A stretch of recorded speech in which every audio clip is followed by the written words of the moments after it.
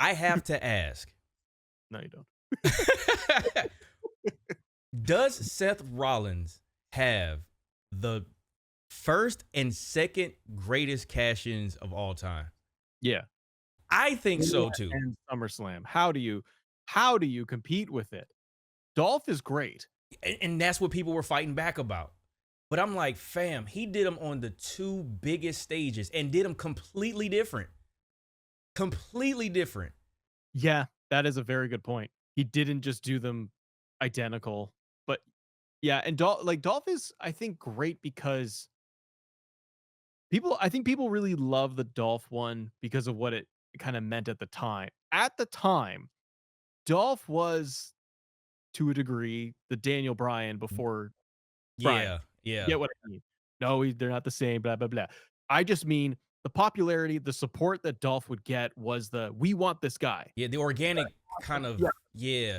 we love him. He's great in the ring. We love his matches. And it kept escalating. And then he got Money in the Bank, and everyone's like, they're going to do it. They're going to listen. And then you get Raw after Mania, which at the top back then, those crowds were insane. Those were the ones, So man. it's that swell, I think, of like, this is a great moment. But Seth doing it twice at the both for like the big titles, like, yeah, in big stories.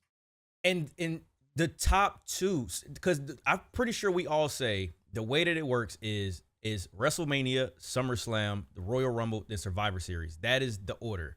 Yeah. He did it in the top two, and he played me. Listen, I know some people said they saw it coming. I'm not here to act like I saw it.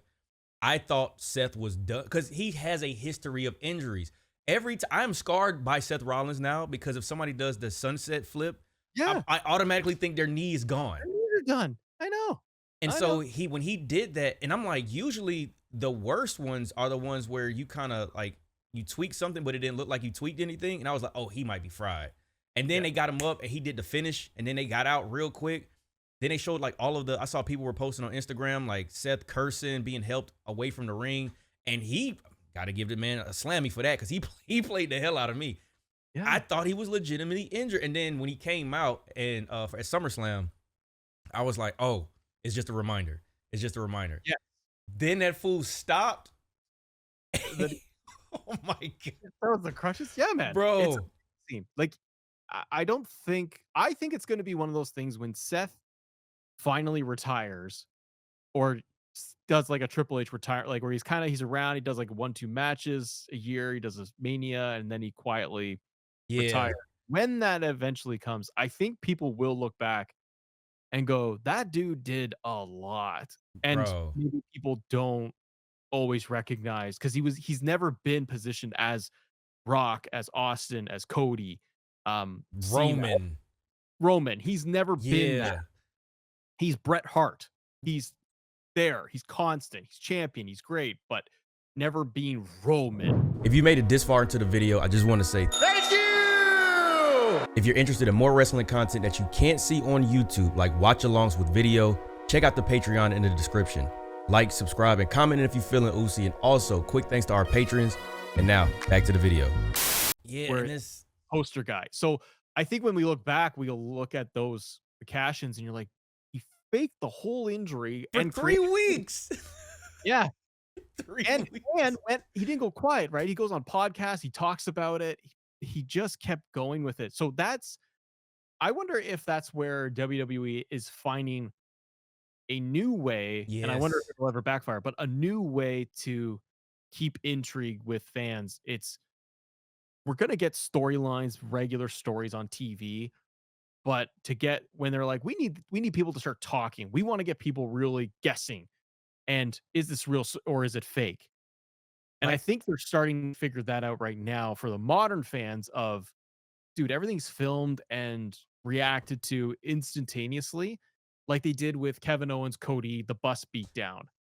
Let's let absolutely. fans capture that. They said that in Unreal, right? They're Yeah. like, we're just gonna let the fans. They'll do it. They were worried at first, like, "Ooh, is anyone gonna see it?" And they're like, "Yeah, they're gonna grab it, and it's gonna be viral in a second." If I love that stuff because 'cause I'm like, "Great, you're actually using social media instead of just posting clips." there Why you don't go. one thing that bugs me is I maybe not bugs me, it kinda, like, baffles me is that they have this every wrestler has this massive social media presence, but they don't feud. On social media. Yeah, they don't use it. They're just like they act off character, which is fine, but, like, why wouldn't Becky and Bailey or Becky and Lyra continue their stuff online every day, chirping each other, show, like, brawls that they're in that are, like, shot on an iPhone that Yeah. it looks real? I mean, they Like, do it in 2K. yes, just They do it in the do it. game. I've Do seen it. it. I've seen it a couple times, but it's like I've seen it in I think in the NXT. I think I've seen it in NXT where they'll use like more so Twitter than anything. Yeah. They're buddies on Instagram, but on Twitter they might use it for here and there. But I absolutely agree. I think they need to straight up lie to us. I'm just Yeah. gonna put it out Lie there. lie to me. Lie to me. Same way that Seth Rollins lied to everybody, bro. Like now, like I said before, don't lie about these ticket prices. But That. yeah, Shit.